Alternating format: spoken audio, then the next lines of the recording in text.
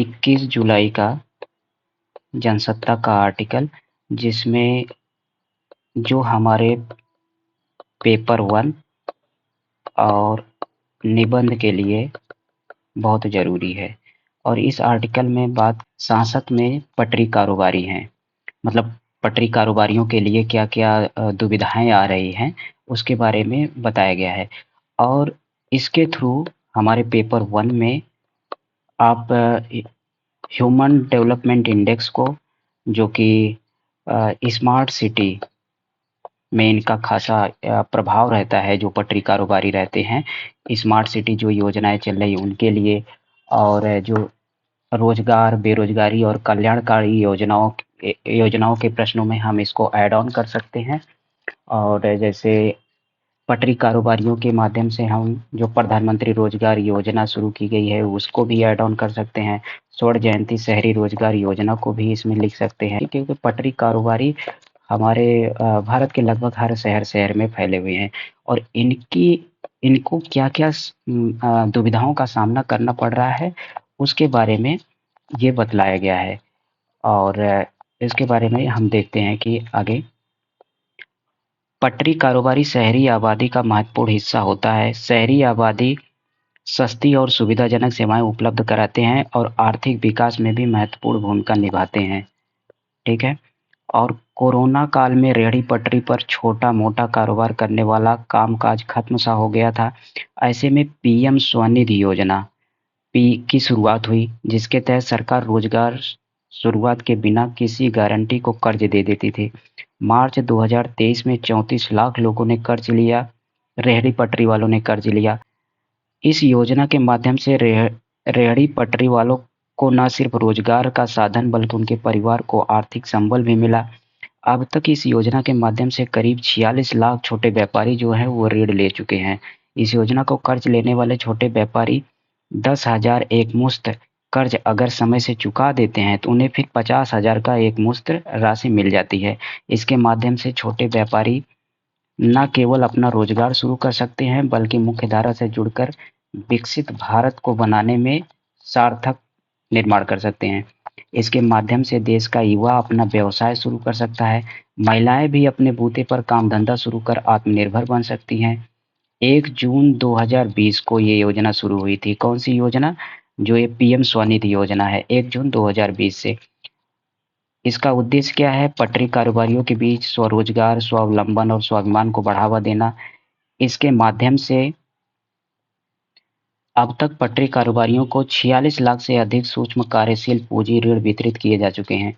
देश के करीब 50 लाख से अधिक पटरी कारोबारियों को 10,000 रुपए तक का प्रारंभिक किफायती ऋण प्रदान किया जाता है और यह नियमित पुनर्भुगतान का 7% दर से ब्याज सब्सिडी पर आधारित है। मतलब ब्याज भी दिया जाएगा, वो भी सब्सिडी पर। इसके अंतर्गत विभिन्न क्षेत्रों में सब्जी बेचने वाले, कपड़ा व्यापारी, कारीगर, बाल काटने वाले, कपड़े धोने वाले, जुड़े लोग जितने हैं और घरों में जो सेवाएं देते हैं, और वे सभी इस विक्रेताओं, फेरी वाले आदि को लाभ मिलेगा। दिसंबर 2022 तक देश में कुल 13,403 पटरी कारोबार क्षेत्र की पहचान हो चुकी है। इस योजना के कार्यान्वयन में भारतीय लघु उद्योग विकास बैंक सिडबी तकनीक के रूप से भागीदार है। गौरतलब है कि इस योजना ने नागरिकों को कर्ज और सामाजिक सुरक्षा योजनाओं के साथ जोड़ा है। इस योजना से देश भर के पटरी कारोबारियों के जीवन में महत्वपूर्ण बदलाव आया है। इसमें वे लोग भी शामिल हैं जो सामान की बिक्री के लिए एक अस्थायी निर्मित संरचना के बिना जनता को बड़े पैमाने पर वस्तुओं की बिक्री चलते फिरते या सड़क किनारे करते हैं। एक अनुमान के मुताबिक एशिया, लैटिन अमेरिका और अफ्रीका जैसे विशाल सी देशों में पटरी कारोबारियों की संख्या में लगातार वृद्धि हो रही है। सरकारी आंकड़ों के मुताबिक भारत में लगभग 49 लाख पटरी कारोबारियों की पहचान की गई है। इनमें उत्तर प्रदेश सबसे अधिक है। कितना? 8.4 लाख। इसके बाद मध्य प्रदेश आता है, फिर दिल्ली आता है। पटरी कारोबारियों में सिक्किम में कोई भी पटरी कारोबारियों की पहचान नहीं हुई है। इस योजना का मकसद शुरुआती तौर पर कोविड से प्रभावित रेहड़ी पटरी वालों को अपनी आजीविका शुरू करने के अधिकार देना था, लेकिन धीरे धीरे सरकार स्वनिधि से समृद्धि की तरफ बढ़ने लगी। आज पटरी कारोबारी योजना का उद्देश्य आत्मनिर्भर भारत अभियान को मजबूती प्रदान करना और शहरी अर्थव्यवस्था को आगे ले जाना है। कहने को तो रेहड़ी पटरी वाले कामगार असंगठित क्षेत्र के अंतर्गत आते हैं।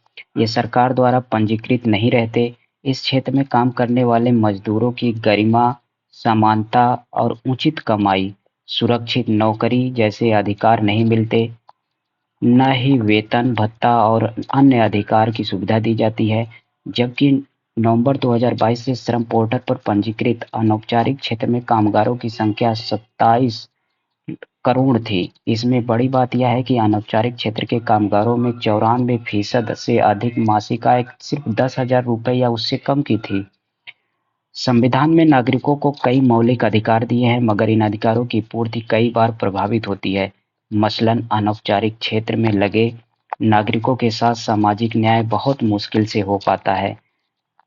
संविधान का अनुच्छेद 38(1) क्या कहता है कि राज्य सामाजिक व्यवस्था सुनिश्चित कर लोगों कल्याण को बढ़ावा देगी, और अनुच्छेद 38(2) कहता है कि आय की स्थिति, सुविधाओं और अवसरों में असमानता को कम करने का निर्देश देता है। मगर दुर्भाग्यवश इन मामलों में असंगठित क्षेत्र के कामगार इनसे कोसों दूर हैं। गरीबों के कारण लोग शहरों की तरफ पलायन कर रहे हैं और असंगठित क्षेत्र का दायरा बढ़ता जा रहा है। आज असंगठित श्रमिकों का देश के जीडीपी में योगदान करीब 65% है, जबकि कुल बचत में योगदान 45% का है। पटरी कारोबारी भी असंगठित क्षेत्र के श्रमिक हैं, जिनका देश की अर्थव्यवस्था में प्रत्यक्ष और परोक्ष रूप से योगदान है। क्या योगदान है? इनके द्वारा बेचे जाने वाले अधिकांश सामान लघु मध्यम उद्योगों के लिए तैयार होते हैं। एक अनुमान के मुताबिक देश में करीब 15 करोड़ लोग सीधे या परोक्ष रूप से पटरी कारोबार से जुड़े हैं, मगर ये व्यवसायी समाज में हमेशा से हाशिए पर रहे हैं। ऐसे छोटे दुकानदार और फेरी वाले सरकारी कल्याणकारी सुविधाएं जैसे सरकारी ऋण, सुरक्षा बीमा योजना आदि से भी वंचित रह जाते हैं। कई मर्तबा कर्ज मिलता भी है तो वह इतना कम होता है कि इससे व्यक्ति बहुत अधिक तरक्की नहीं कर सकता। इंडिया स्पेंड नामक एक वेबसाइट पर प्रकाशित रिपोर्ट के मुताबिक जब पटरी कारोबारियों के व्यवसाय महामारी से प्रभावित थे और उन्हें सरकार के माइक्रो क्रेडिट योजना से मदद की उम्मीद थी, तब केवल 11% जरूरतमंदों को कर्ज मिला। वहीं एक सर्वेक्षण के अनुसार आवास और शहरी मामलों के मंत्रालय द्वारा पटरी कारोबारियों को आवश्यक सेवा प्रदाता घोषित होने के 2 महीने बाद और स्वनिधि योजना की घोषणा के 65% तक उत्तरदाताओं ने उत्पीड़न, बेदखली का सामना करने की सूचना दी। निजी बैंक स्वनिधि योजना के अंतर्गत कर्ज देने से हिचकते हैं। इसके अलावा स्थान की कमी, जबरन वसूली और रंगदारी से अक्सर पटरी कारोबारियों का हित प्रभावित होता है। सरकार की तरफ से मिलने वाले कर्ज का आकार भी सीमित है। 10,000 रुपये की राशि बहुत कारोबारियों के लिए पर्याप्त नहीं होती।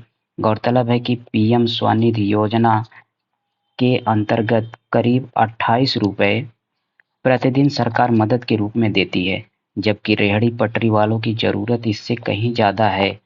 इस योजना की सबसे बड़ी समस्या रेहड़ी पटरी कारोबारियों की पहचान करना है, इसलिए कि इनकी ज़्यादातर आबादी सर्वेक्षण के दायरे में नहीं है। फिर इस क्षेत्र के श्रमिकों के पास नियमित मजदूरी का अभाव है और उनकी मजदूरी भी कम है। यह असमानता को बढ़ाती है, जो समावेशी विकास के साथ देश के समग्र विकास के लिए हानिकारक है। रेहड़ी पटरी लगाने वाले अनौपचारिक क्षेत्र का अभिन्न हिस्सा हैं। अनौपचारिक क्षेत्र में सुरक्षा का अभाव तो है, जिसकी वजह से समग्र राजस्व कम हो जाता है और इस प्रकार बुनियादी ढांचे, अर्थव्यवस्था और सामाजिक कल्याण में सार्वजनिक निवेश में बाधा उत्पन्न होती है। इससे देश की अर्थव्यवस्था पर नकारात्मक असर पड़ता है।